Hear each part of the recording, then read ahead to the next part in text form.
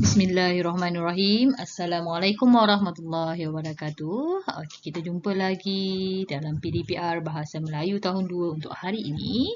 Okey, untuk hari ini kita masih lagi pada tema yang sama, tema yang sebelum cuti hari tu, iaitu pertanian dan peternakan. Okey, tajuk hargailah pokok.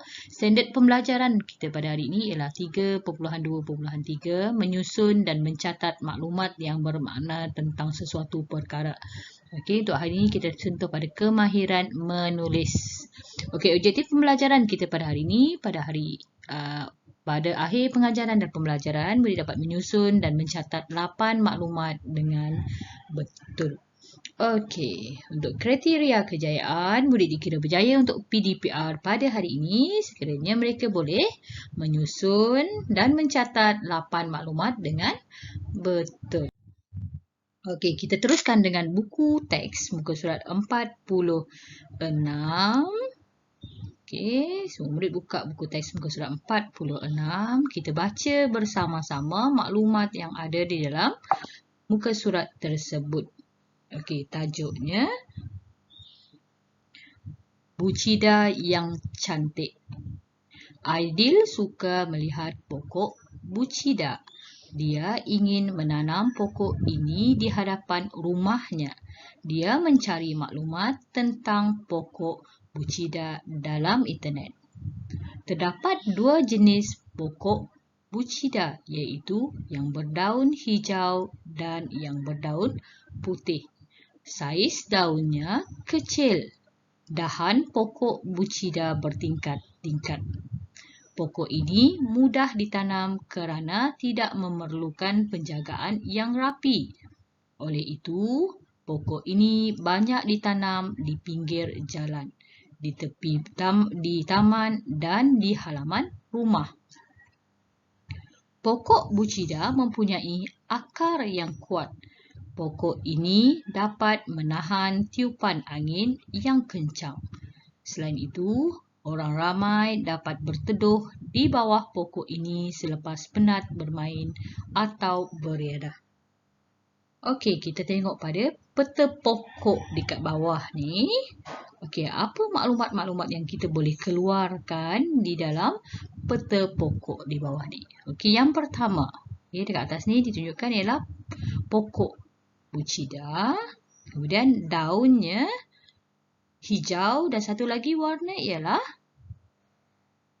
putih dekat sini. Okey, kita dah keluarkan maklumat dari petikan di sini. Daun hijau dan daun putih. Jadi dekat ruang kosong ni sepatutnya ditulis dengan perkataan putih.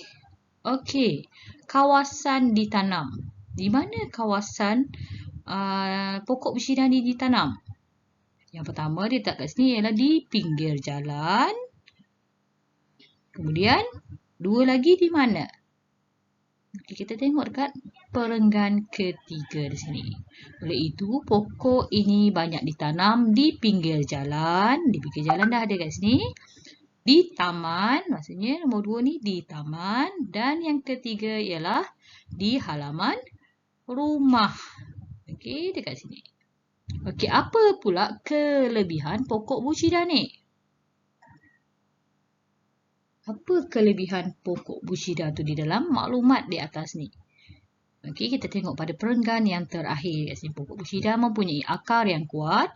Pokok ini dapat menahan tiupan angin yang kencang. Selain itu, orang ramai dapat berteduh di bawah pokok itu selepas penat bermain atau beriadah. Jadi, kelebihannya ialah yang pertama, akar yang kuat. Ini akar yang kuat. Yang kedua, dapat menahan tiupan angin yang kencang. Ini yang kedua. Dan yang terakhir ialah tempat berteduh. Itu kelebihan-kelebihannya. Okey.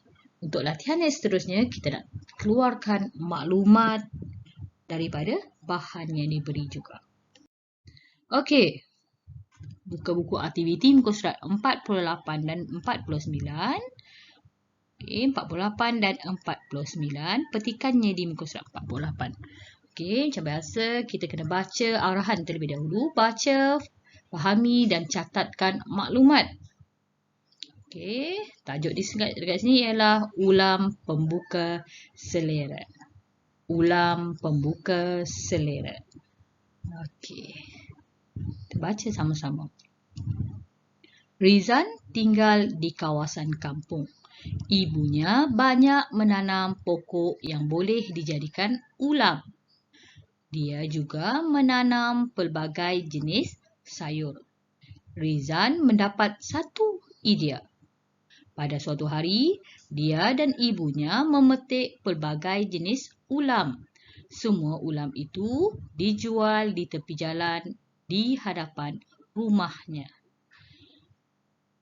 Di hadapan longgokan ulam itu diletakkan nama ulam dan cara memasakkannya.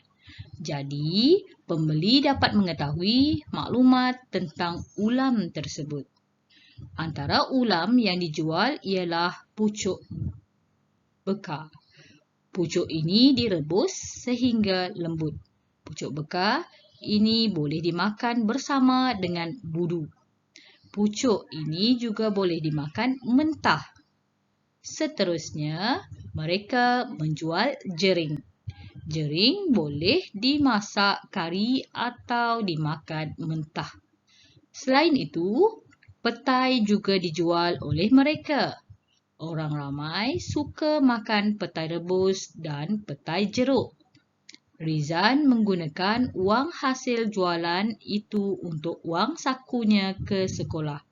Selain itu, dia menyimpan wangnya di bank. Okey, banyak maklumat yang kita dapat daripada petikan di sini. Apa yang perlu kita buat sekarang ialah kita catatkan maklumat-maklumat pentingnya di sini. Okey. Untuk yang pertama, cara jualan. Cara jualan. Okey, ada 3 cara yang dia letak kat sini. Yang pertama, dia dah letakkan cara jualannya di tepi jalan. Okey, di tepi jalan. Yang kedua, apa cara mereka menjual hasil ulam-ulaman ni? Yang kedua ialah mereka meletakkan nama ulam. Okey, meletakkan nama ulam. Jadi, maklumat ini nombor 2 ni letak di sini. Okey, seterusnya apa lagi cara jualan mereka? Meletakkan cara memasaknya. Okey, meletakkan cara memasaknya. Jadi, tulis di ruangan kosong di sini. Okey, seterusnya kita tengok pada jenis ulam dan cara memasak. Ada 3 jenis ulam yang ada dalam maklumat tadi. Yang pertama ialah pucuk bekar, yang kedua ialah jering dan yang ketiga ialah petai. Jadi kita keluarkan maklumatnya di sini. Okey, yang pertama dia ada letak kat sini, pucuk bekar direbus dan dimakan bersama dengan budu. Okey, untuk yang kedua, jering. Jering pula macam mana? Ya, jering boleh dimasak kari atau dimakan mentah. Jadi maklumat ini tulis di ruangan nombor 2 di sini. Okey, yang seterusnya. Petai pula. Petai cara memasak ni macam mana? Ya, petai boleh direbus ataupun dibuat jeruk. Jadi maklumatnya ditulis di ruangan kosong di sini.